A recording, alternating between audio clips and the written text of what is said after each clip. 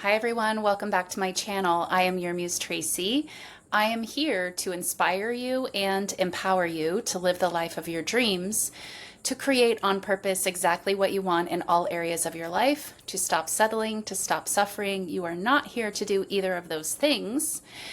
And if that sounds good to you, you're more than welcome to join me and subscribe to my channel and check out my work, check out what my channel is all about and the work that I am doing with my clients to help them. And so I wanted to make this video today because believing in the unseen or believing in the seen is a very important question to ask yourself and to understand where you're coming from. So let's get right into it. So this is something that I, of course, work with my clients to practice, to not just understand and think about and know intellectually, but to be able to operate from this place where they start to believe in the unseen as much as they believe in the seen. Now, if you have taken the time to ask yourself this question and you're able to answer it honestly, most people do have a tendency to believe in the seen, what you can experience with your five senses, what you can experience in your 3D reality. They have a tendency to believe that that is more real than, what they have never experienced with their five senses. And this makes sense because we're sort of conditioned and groomed and trained to believe this and think this from childhood, from a very young age, from birth. We're told things like, be realistic, which means don't go too far out of the lines of what you've seen with other people. We're told to be, realistic, to not be too, don't be a dreamer, don't be, have your head in the clouds or have your head in the sand. And so society reinforces this belief that you should only be believing in what you see around you and what you've seen before or heard before, or, maybe it's not even your experience, but someone else's experience, and then you take their experience as truth and real because it was experienced in 3D reality. So this is what most people in society are operating from. They are operating from the view, the standpoint that what you can see with or sense with your five physical senses is what's real, and everything else is just sort of a pipe dream. It's a wish or a hope. But when you learn about manifesting and when you want to start to consciously manifest, because remember, we're always manifesting, whether we're aware of it or not. That's just how this is all set up. That's how this works. But when you become aware of it and you decide, I want to start to consciously manifest, which basically means that you start to manifest and create more desired things, more wanted things in your reality. And you're not just sort of manifesting, creating from this unconscious place where a lot of times it comes from your programming and, a little bit from your desires. The desires can squeak through every now and then when we maybe we remove our attention from something or we get distracted. We basically stop blocking the desire, then we can sort of accidentally manifest those desired things. But when you learn about manifesting and you want to do it more consciously, this is something that you will have to look at, because if you approach manifesting from the standpoint of, okay, I have these desires and I can manifest them, and I do that by hoping it will work for me or wishing that it will work for me, or, wanting, staying in this place of a deep wanting, longing, desiring place, manifesting is only going to work to a degree. I talk about this in all of my videos. I'm not saying, I'm never going to say something won't work, because anything can work. But if you want to get yourself back to the place of effortless manifestation with what you prefer, then this question is something that you need to ponder, and you really need to be honest about the answer that you hold within you. Do I believe in the seen more than I believe in the unseen? Do I believe that only what I have experienced or someone else has experienced with 5 physical senses is what's real? And then all the other things, do I see them as a potential, but in truth, I'm wishing, hoping, longing, wanting these things? Because this is a sure way to keep yourself stuck, especially when we come to manifesting our bigger desires. And I say bigger that way because there's no big or small desires or manifestations to the universe, to your higher self, to your soul, to God, whatever word you want to use there. That's a human qualification that we put on things that we have a heightened desire for. We would call those things a bigger manifestation. And so if those bigger manifestations, you look at them as like a hope, a wish, a pipe dream, but you don't truly, deeply believe that those things can happen for you, then you will keep yourself stuck. And I talked about this, go watch my last video. I believe it was my last one, where I talk about, what did I talk about? Where I talk about, what did I talk about? No, I really don't know right now. I'm going to have to edit this because I really don't know what I was talking about in that. This talking about how you don't manifest what you consciously focus on, what you're trying to create, what you affirm about 10,000 times, what you're trying to create, what you're trying to see out there. No, again, that can get you so far. You'll see some results from that, but you manifest effortlessly what you hold deeply to be true. So it's all about, getting really honest with yourself and looking at these beliefs. There's nothing wrong with looking at your current belief system. If you're, sort of already, before you look at your current belief system, feeling ashamed of it, feeling like you shouldn't have it, feeling like it's a burden, it's keeping you stuck. And so all of these ways of feeling about your current belief system will cause you to avoid looking at it. And if you avoid looking at it, which is basically denial, you keep it alive. You can transform your belief system, your programming, your blueprint from which you operate from and therefore create reality from. Looking at it, understanding it is more than half of the job of changing it. Because if you aren't willing to look at it, you're coming from a fearful place. You're coming from a place of, being a victim to your own programming. You're not a victim to your programming.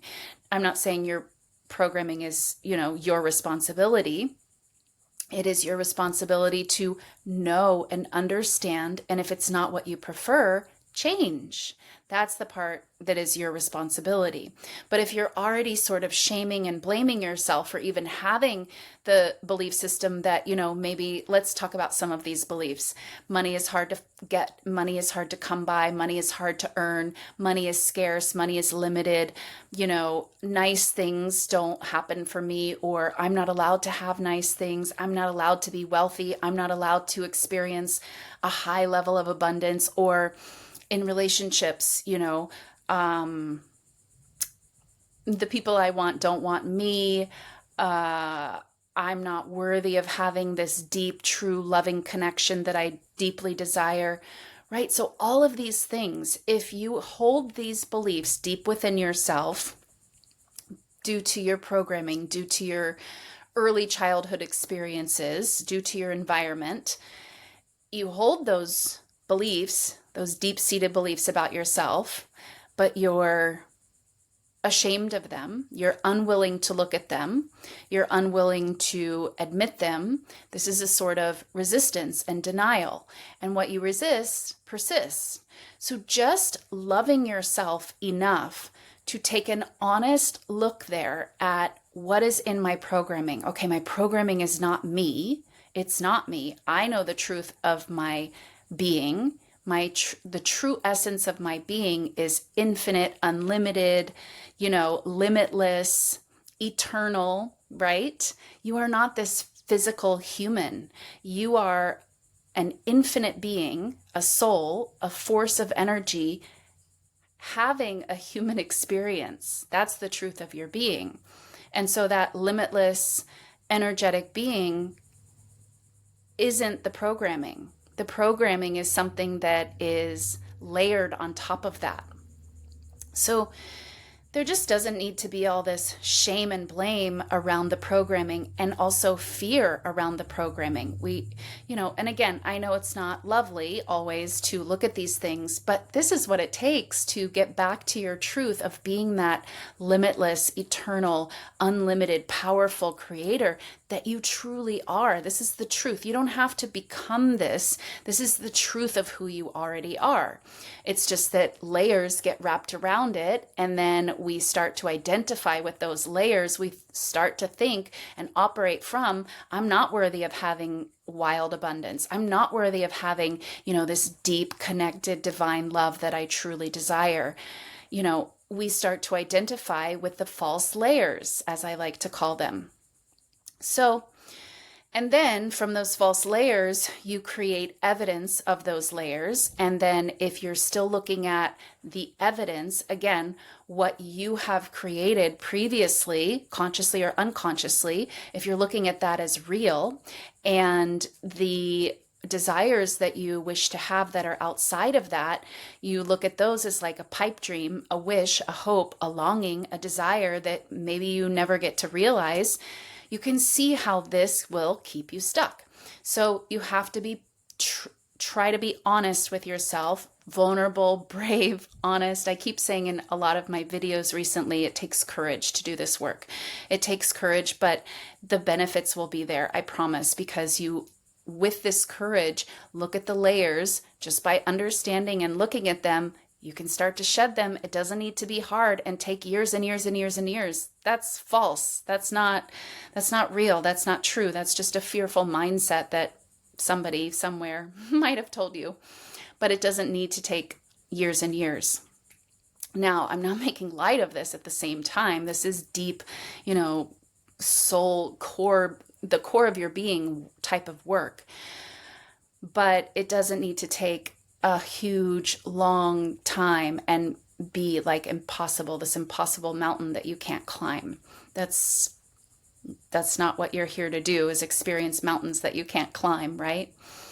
So it takes having the courage to look at it, loving yourself enough to look at it and know that's not me, and then having the courage to trust in the unseen. This is why there's the saying, your faith moves mountains. Trusting in the unseen is exactly that. It is the faith that will move mountains. And what you can experience with your five senses is such a small, tiny, minuscule part of creation. To think that that is all there is a huge illusion. It's the biggest illusion out there. What you can sense with your five senses is a tiny fraction of all that is. Creation is finished. We can only see and sense with our five senses a very teeny tiny fraction of that at a time, but through consciously focusing your attention and practicing believing in the unseen, knowing how all of this works, and practicing, again, this isn't just about intellectually knowing that, okay, the unseen is just as real as the seen, and you know it. And let's say even in this moment, you know it very deeply, you resonate with it, you trust it. Tomorrow, what happens then? I mean, it is a practice to come back to this deep resonance. And it's essentially, you training yourself to believe in the unseen, just like you were trained to believe only in the seen. It's the same type of training. You were only trained, you came into this physical experience kind of with different training. It's just that from a young age, we don't really have the ability, the capacity to make those decisions as we're developing and growing. So, but you did, and that remembrance is still within you. And it's a practice to come back to that remembrance, that resonance, and align with that truth until that truth is second nature to you. It's all about practice. No matter what it is that you want to get good at, all it takes is practice. And this includes training your belief system, training your, your operating system, what you operate from. If right now you operate from, well, I definitely believe in what I can sense with my five senses, what I've always sensed with my five senses, I definitely believe in that more than anything that I haven't seen. Okay, be honest and admit that to yourself. And then if you want to, it just takes practice in bringing yourself again and again and again and again back to believing in the unseen just as much as you believe in the seen. And that's what I'm here to help you do. And that's what I work with my clients to do so that they can manifest all areas of their life, whether they have seen wild abundance in their experience, whether they have experienced a great love. None of that is relevant when you understand who you are and how all of this works, and that, your five physical senses are not telling you the truth of what's actually real. So leave me a comment down below. If you have any videos that you want to see me make, you can leave them in the comments down below. And that's it for this one. I'll see you guys in the next video. Bye.